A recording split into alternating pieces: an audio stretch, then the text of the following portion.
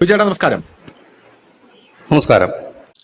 വളരെ സന്തോഷം തരുന്ന ഒരു വാർത്തയാണ്. അതേസമയം സുഡാപ്പികൾ നെഞ്ചത്തടിച്ച് നിലവിളിക്കുകയും ചെയ്യുന്ന ഒരു വാർത്തയാണ്. കാരണം ഇവിടെ പാകിസ്ഥാനല്ല, സൗദിയല്ല, ഇവരുടെ ഏറ്റവും വലിയ മാതൃരാജ്യം എന്ന് പറയുന്ന തുർക്കിയാണ്. നമുക്കറിയാമല്ലോ, ഖിലാഫത്തും ഖലൈഫൈറ്റും എല്ലാം അവിടെയാണ് നടന്നിട്ടുള്ളത്.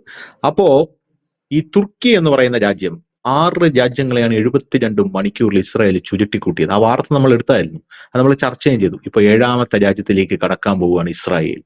7ാമത്തെ രാജ്യം തുർക്കിയാണ്. ഞങ്ങൾ നിങ്ങളെ ആക്രമിക്കും, പിടിച്ചിരുന്നു എന്നാണ് കൃത്യമായിട്ട് പറയുന്നത്. എനിക്ക് ഈ അടുപ്പൂട്ടി ചർച്ചക്കാരോടും പറയാനുള്ള അത് മാത്രമേ ഉള്ളൂ, പിടിച്ചിരുന്നു, ഒരെണ്ണം അങ്ങോട്ടേക്കും വരുന്നുണ്ട്.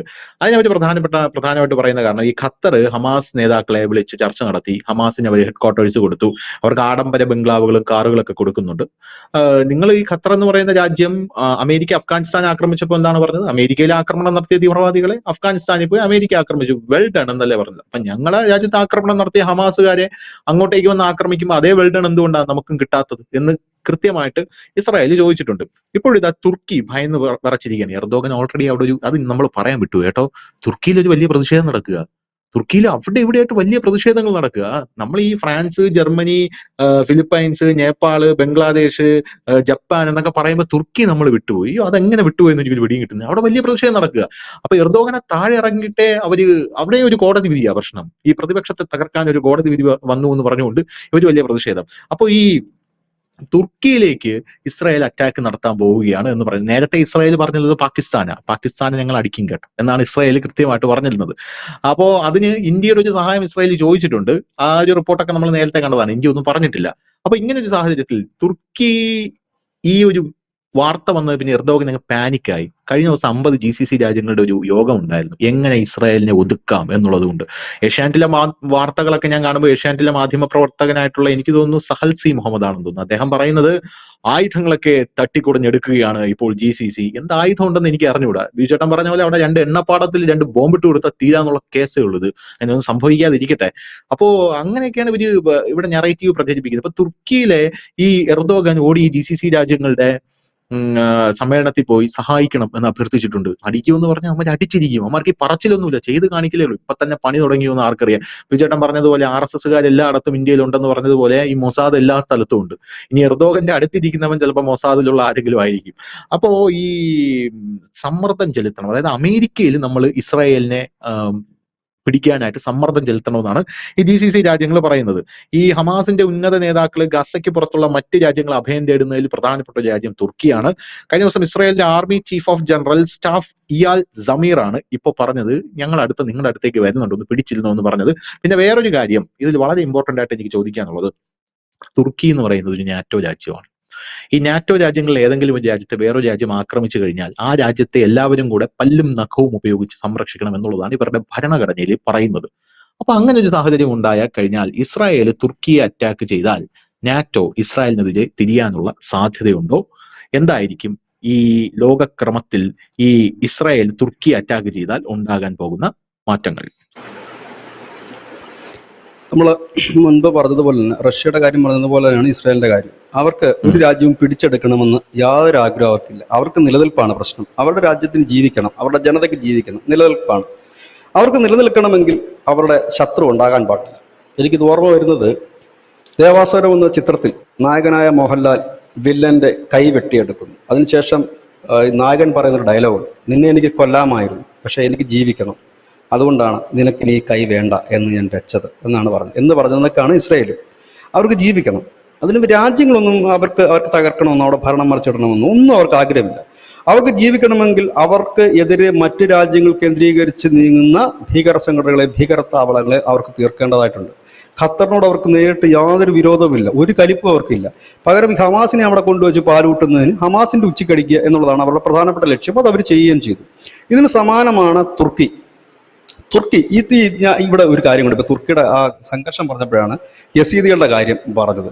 യസീദികൾക്ക് അവിടെ ഒരു സ്വയംഭരണാധികാരം കൊടുക്കാത്തതിനെ ചൊല്ലി വലിയ പ്രക്ഷോഭങ്ങളാണ് അവിടെ നടന്നുകൊണ്ടിരിക്കുന്നത്. ഇപ്പോഴല്ല, പതിറ്റാണ്ടുകളായിട്ട് നടക്കും. 2ാം ലോകമഹായുദ്ധത്തിന് ശേഷം അവർക്ക് ഒരു രാജ്യം കൊടുക്കാന്ന് പറഞ്ഞു ഈ യസീദികൾക്ക്. നമ്മുടെ ഇറാഖും തുർക്കിയുടെ ചില ഭാഗങ്ങളും ഇറാന്റെ ചില ഭാഗങ്ങളും ഒക്കെ ചേർത്ത്. അതിനുശേഷം പിന്നീട് അതിൽ നിന്ന് പിന്നോക്കം പോയി, അവർക്ക് കിട്ടിയില്ല. അങ്ങനെ ഒരു വലിയ വിഭാഗം ഈ യസീദികൾ താമസിക്കുന്ന ഒരു ഇടം കൂടിയാണ് ഈ തുർക്കി. അവരെ ദ്രോഹിച്ചുകൊണ്ടേ ഇരിക്കുകയാണ്. അവരുടെ ഭാഷ നിരോധിച്ചു. ഒരുപാട് സാംസ്കാരിക പാരമ്പര്യമുള്ള ഒരു വിഭാഗമാണ് ഈ യസീദികൾ. നമ്മൾ വിചാരിക്കുന്നതൊക്കെ നമ്മൾ സാധാരണ കാണുന്ന ഈ ഗൂഗിളിൽ പീഡിപ്പിക്കപ്പെടുന്ന പെണ്ണുങ്ങളുടെ പടമാണ്. ഇറാഖിൽ മറ്റേ യസീദി പെൺകുട്ടികളെ പീഡിപ്പിച്ച് അതിന്റെ ആ ദയനീയ ചിത്രങ്ങൾ മാത്രമാണ് പ്രേക്ഷകർക്ക് ഓർമ്മ വരുന്നത്. അല്ല, അവർ വലിയൊരു സമൂഹമാണ്. സിനിമയുണ്ട്, പാട്ടുണ്ട്, ഒരുപാട് സംസ്കാരങ്ങളൊക്കെ ഉണ്ട്. അവരുടെ രീതിയിൽ അവിടെയുള്ള പ്രതിപക്ഷ പാർട്ടികളും ഇവരുമാണ് ഇപ്പോൾ രംഗത്തെത്തിയിരിക്കുന്നത്. അവിടുത്തെ സ്ത്രീകളെ അതിക്രൂരമായ ബലാത്സംഗം ചെയ്യുക, കുട്ടികളെ കൊല്ലുക, അതൊക്കെ വെച്ച് നോക്കുമ്പോൾ എനിക്ക് തോന്നുന്നു ഈ ഗസയിലൊന്നും അത്രയൊന്നും ഇസ്രായേൽ ചെയ്യുന്നില്ലെന്ന് എനിക്ക് തോന്നുന്നത്. അപ്പം ഇത് മിണ്ടത്തില്ല. ഈ സംഭവങ്ങളൊന്നും തുർക്കി നടക്കുന്ന കാട്ടാളത്തം പറയില്ല, ഇറാഖിൽ നടക്കുന്ന കാട്ടാളത്തം പറയില്ല, ഇങ്ങനെയുള്ള യസീദികൾക്ക് നേരെ നടക്കുന്ന കാട്ടാളത്തം പറയില്ല. പക്ഷെ ഗസയുടെ കാര്യം അവർ പറയും. ഇതാണ് കാര്യം. അത്രയൊന്നും അവിടെ നടക്കുന്നില്ല. അപ്പോ ഇവിടെ ഇതാണ് ഈ അവസ്ഥ. കഴിഞ്ഞ കുറെ കാലമായി ഈ തുർക്കി എന്ന് പറയുന്ന രാജ്യത്തിന്റെ മെയിൻ ഇൻകം എന്ന് പറയുന്നത് തന്നെ അവര് ഈ ഭീകര സംഘടനകൾക്ക് ആയുധം എത്തിച്ചു കൊടുത്തിട്ടാണ് അവരുടെ ഒരു വലിയ വരുമാനം അവർ നേടുന്നത്. ഇത് അമേരിക്കയ്ക്ക് അറിയാൻ പാടില്ല എന്നിട്ടില്ല, അവർക്ക് അറിയാം. ജീവിക്കേണ്ട ഒരു രാജ്യത്തിന് അവർ ചെയ്തുകൊണ്ടിരിക്കുന്നത് സിറിയയിലെ വിമതന്മാർക്ക് എത്തിച്ചു കൊടുക്കുക, ഇറാന്റെ പ്രോക്സികൾക്ക് ആയുധം എത്തിച്ചു കൊടുക്കുക, ഇപ്പോൾ ഹമാസിന് വേണ്ടിയിട്ടുള്ള ആയുധങ്ങളും മറ്റും എത്തിച്ചു കൊടുക്കുന്ന ലോകത്തെ രണ്ട് രാജ്യങ്ങൾ, ഒന്ന് തുർക്കിയും മറ്റൊന്ന് പാകിസ്ഥാനും. ഹമാസിന്റെ നേതാക്കൾ എത്തുന്നത് അതുകൊണ്ടാണ് ഈ പാകിസ്ഥാനെ അടിക്കുമെന്ന് ഇസ്രായേൽ പറയാൻ കാരണം. പാകിസ്ഥാൻ പിടിച്ചെടുക്കുകയില്ല, പാകിസ്ഥാനെ പൂർണ്ണമായിട്ട് തകർക്കുക എന്നുള്ള അവരുടെ ലക്ഷ്യമല്ല.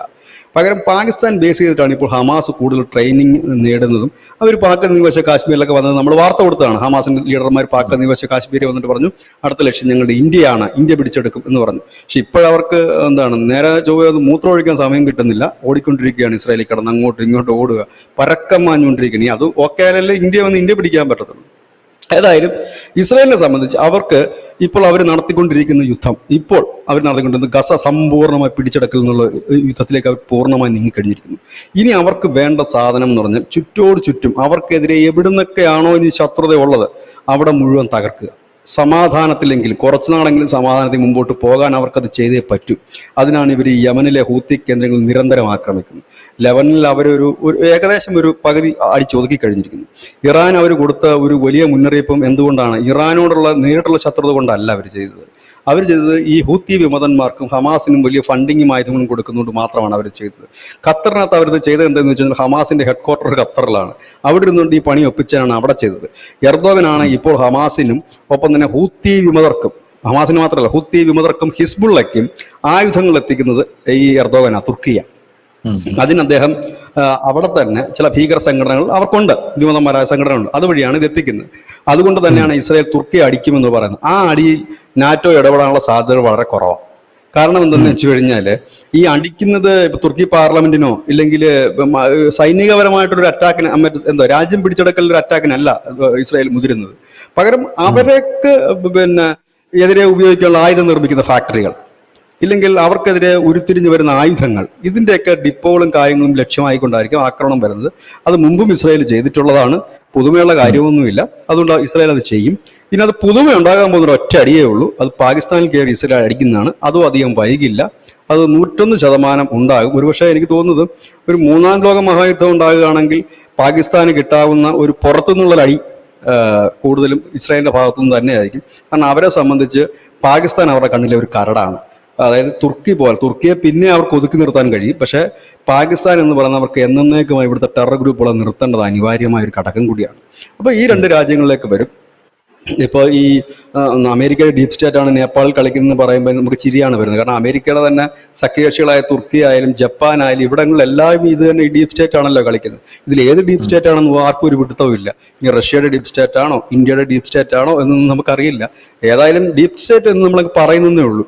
പക്ഷെ ഏതായാലും ഇസ്രായേലിന്റെ ഒരു അറ്റാക്ക് ഉറപ്പായിട്ടും തുർക്കിയിലുണ്ടാകും. അത് തുർക്കി എന്ന രാജ്യത്തുമായിട്ടുള്ള ഒരു ശത്രുതയിലേക്ക് നീങ്ങുമെങ്കിൽ പോലും തുർക്കി പിടിച്ചടക്കാനോ ഇല്ലെങ്കിൽ തുർക്കിയുടെ ഭാഗങ്ങൾ പിടിച്ചടക്കാനോ അല്ല, അതിൽ കുറെ സൈനിക ഡിപ്പോകൾ അടക്കം അടിച്ച് തകർക്കുവന്മാർ എന്നുള്ള കാര്യത്തിൽ യാതൊരു സംശയവുമില്ല. ഇത് മുമ്പും ചെയ്തിട്ടുള്ളതാണ്. അത് പിന്നീട് അമേരിക്കയ്ക്ക് ഇടപെട്ട് സോൾവ് ആക്കിയിട്ടുള്ളതാണ്. ഇത് എന്തായാലും എനിക്ക് തോന്നുന്നു ട്രംപിന് റെസ്റ്റ് എടുക്കാൻ സമയമില്ല എന്ന് എനിക്ക് തോന്നുന്നത്. ഇവിടെ എല്ലാം പ്രശ്നമാണ്. പുള്ളി ഇനി എന്ത് പറയും? താരിഫ് എടുത്തിട്ട് വീശുവോ അതോ ഉപരോധം എടുത്തിട്ട് വീശുവോ ഒന്നും അറിയാൻ വരാതെ വട്ടം ചുറ്റുമോ പാവം. അതാണ് അതിന്റെ അവസ്ഥ. ഏതായാലും ഇസ്രായേൽ തുർക്കി അടിക്കും, എന്നുള്ള കാര്യം തുർക്കിയെ അടിക്കുമെന്നല്ല ഞാനതിനെ കാണുന്നത്. പകരം ഇതേപോലുള്ള നിർണായകമായ സ്ഥലത്ത് ഇസ്രായേൽ ആക്രമണം നടത്തും. കാരണം തുർക്കിക്ക് വാണിംഗ് കൊടുത്തിട്ടുണ്ട്, പലവട്ടം ഇസ്രായേൽ വാണിംഗ് കൊടുത്തിട്ടുണ്ട്. ഇപ്പോൾ അവർ നമ്മളുടെ വിഷയം വെച്ചിട്ട് മൂർച്ഛിച്ചിരിക്കുകയാണ്. കഴിഞ്ഞ ഒരു 2-3 ആഴ്ചയ്ക്ക് മുമ്പ് ഇസ്രായേലിൻ്റെ പ്രധാനമന്ത്രി ബെഞ്ചമിൻ നെതന്യാഹു പ്രസിഡന്റ് ഉണ്ട് ഇസ്രായേലിന്. ഈ പ്രസിഡന്റ് അസർബൈജാനിൽ ഒരു മീറ്റിങ്ങിന് പോയായിരുന്നു, ഒരു ഇന്റർനാഷണൽ മീറ്റിംഗ്. ആ മീറ്റിങ്ങിന് പോയപ്പോൾ തുർക്കിയുടെ മുകളിൽ കൂടെയുള്ള വ്യോമപാത തരില്ല എന്ന് പറഞ്ഞു, അത് അടച്ചു.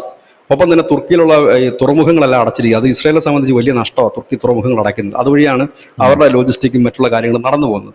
അപ്പോൾ അത് അടച്ചിട്ടുണ്ട്. രണ്ടാമത്തേത് വ്യോമ അതിർത്തികൾ മുഴുവൻ അടച്ചിട്ടുണ്ട് ഇസ്രായേലും തുർക്കിയും ആയിട്ടുള്ള വ്യോമപാതകൾ ഇനി ആരും വരണ്ടെന്ന് പറഞ്ഞിട്ട്. അപ്പം സംഭവം രണ്ടും രണ്ടായിട്ട് തന്നെ അകന്നു തന്നെ നിൽക്കുകയാണ്, അല്ലാതെ ചെറിയൊരു പോരാട്ടമൊന്നുമല്ല. അപ്പം ഏത് നിമിഷവും അടി തുർക്കി പ്രതീക്ഷിക്കുന്നുണ്ട്. ഇത് ഈ വ്യോമപാത അടയ്ക്കുന്ന എന്തിനാണെന്ന് വെച്ചാൽ സ്വാഭാവികമാണ്.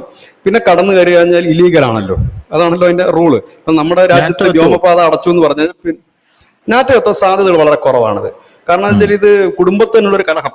ഒന്ന് സ്വന്തം കുടിയിലുള്ള മോനും ഒന്ന് രണ്ടാം കെട്ടിലുള്ള മോനും തമ്മിലുള്ള പ്രശ്നമാണ്.